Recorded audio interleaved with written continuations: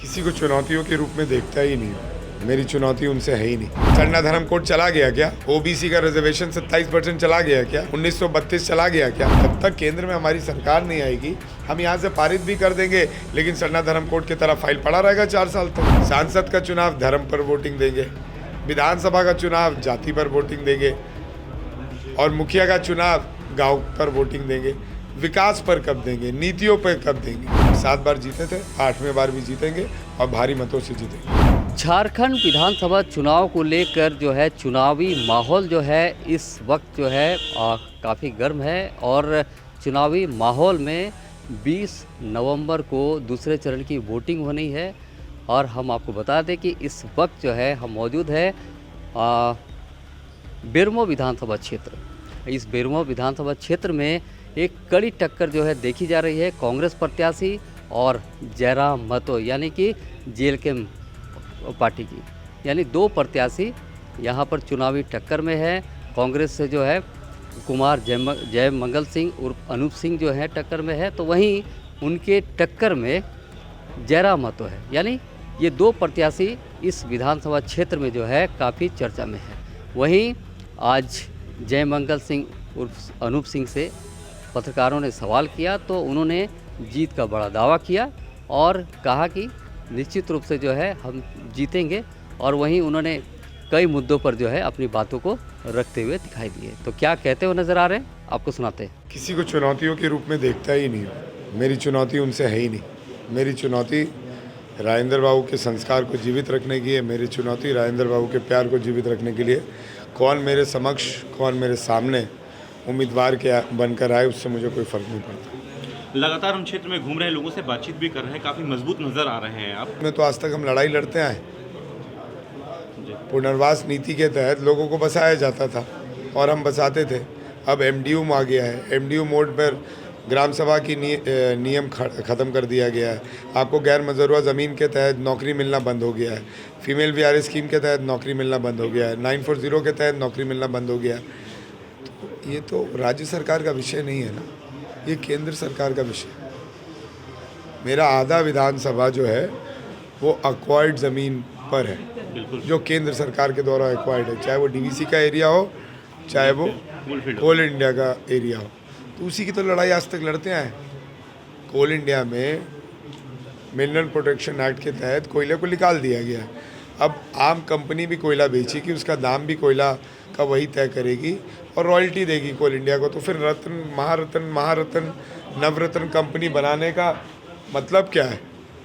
कोई मतलब तो है नहीं। कोल इंडिया ने 251 मिलियन टन इंपोर्ट किया है इस साल। जब कोल इंडिया इंपोर्ट करके अपने सीसीएल का प्रॉफिट या कोल इंडिया का प्रॉफिट बताएगा, तो क्या लगता है यहाँ पे बसे हुए 8 किलोमीटर के रेडियस में 1948 पार्लियामेंट्री एक्ट के तहत आप लोगों को सीएसआर में विकास कर पाइएगा? आप उनको मुफ्त का बिजली, पहले कांग्रेस की सरकार थी, हम डीवीसी में मुफ्त बिजली देते थे। आज जाइए बीटीपीएस और सिटीपीएस का एरिया, सब घर में मीटर लग गया। तो ये तो समझने वाली बात है। हिंदुस्तान की जनता यही नहीं समझ पा रही है। सांसद का चुनाव धर्म पर वोटिंग देंगे, विधानसभा का चुनाव जाति पर वोटिंग देंगे, और मुखिया का चुनाव गांव पर वोटिंग देंगे। विकास पर कब देंगे? नीतियों पर कब देंगे? यही तो लोग नहीं समझ पा रहे कि भैया ये राज्य सरकार का चुनाव है। राज्य सरकार में विधायकों का काम देखा जाता है, इंफ्रास्ट्रक्चर डेवलपमेंट देखा जाता है, सरकार की नीतियाँ देखी जाती है। अब राज्य सरकार के चुनाव में आप कोल इंडिया का इल्ज़ाम पर हमें चूज़ करने का नहीं करिए। लोगों ने एक्चुअली आपसे जो क्रिया बंद हुई है, उसी की तो लड़ाई लड़ रहे हैं। उसी की लड़ाई हमारी सरकार भी लड़ रही है। लेकिन एक बात बताइए, 9 शेड्यूल में किसी चीज़ को पारित करके भेजने का हक किसका है?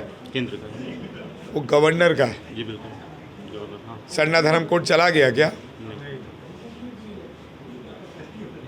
नहीं गया ना।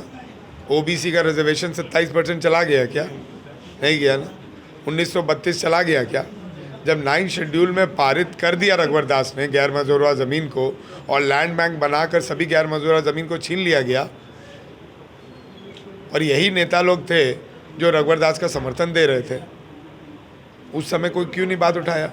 जब तक केंद्र में हमारी सरकार नहीं आएगी हम यहाँ से पारित भी कर देंगे, लेकिन सरना धर्म कोड की तरह फाइल पड़ा रहेगा 4 साल तक। 1932 की तरह 1.5 साल से फाइल पड़ा रहेगा। ओबीसी रिजर्वेशन की तरह 1.5 साल से फाइल पड़ा रहेगा। गवर्नर भेज ही नहीं पा रहे क्योंकि गवर्नर भी भूल चुके हैं कि वो संवैधानिक पद पर बैठे हुए, कोई भारतीय जनता पार्टी के एजेंट बन के नहीं बैठे हुए। आपके क्षेत्र में असंगठित मजदूरों की हमेशा से करते हैं। अभी आप 5 नंबर धौड़ा में चले जाइए, वहाँ पे 50 लाख की लागत से मैंने स्टेडियम बनाया है और उसमें कोई सरकार का पैसा नहीं लगा, हमारी यूनियन का पैसा लगा है। और उन मज़दूरों के लिए बनाया गया जिन मज़दूरों के बीच में मेरे पिता ने नौकरी की। मेरे पिता साइडिंग मैनेजर के पद पर सबसे पहले कोल इंडिया में आए थे और वहीं उनका ड्यूटी लगा था और वहीं से उन्होंने अपनी राजनीतिक जीवन की शुरुआत की। मैंने बनाया। मज़दूर जानते हैं कि कौन काम कर रहा है, मज़दूर जानते हैं कि किसने विकास किया और मज़दूर जानते हैं आगे कौन करेगा। यहाँ पे कोई भी आ जाए उससे कोई फ़र्क नहीं पड़ता है। हम 7 बार जीते थे, 8वें बार भी जीतेंगे और भारी मतों से जीतेंगे। आपने कि जयमंगल सिंह उर्फ अनूप सिंह ने क्या कुछ कहा है, यानी साफ तौर पर जो है अपने जीत का बड़ा दावा किया है। आने वाला जो है 23 नवंबर ये बताएगा कि इस विधानसभा क्षेत्र में किसकी जीत होगी, लेकिन जिस तरह से अनूप सिंह ने जीत का बड़ा दावा किया है तो इसमें वो कामयाब कितने साबित होते हैं वो तो आने वाला वक्त ही बताएगा। तो जीएन भारत के लिए मोहन कुमार। अपने राज्य से जुड़ी हर ताजा खबरों के लिए आप हमें सब्सक्राइब करें, साथ ही बेल आइकन बटन दबाना ना भूलें।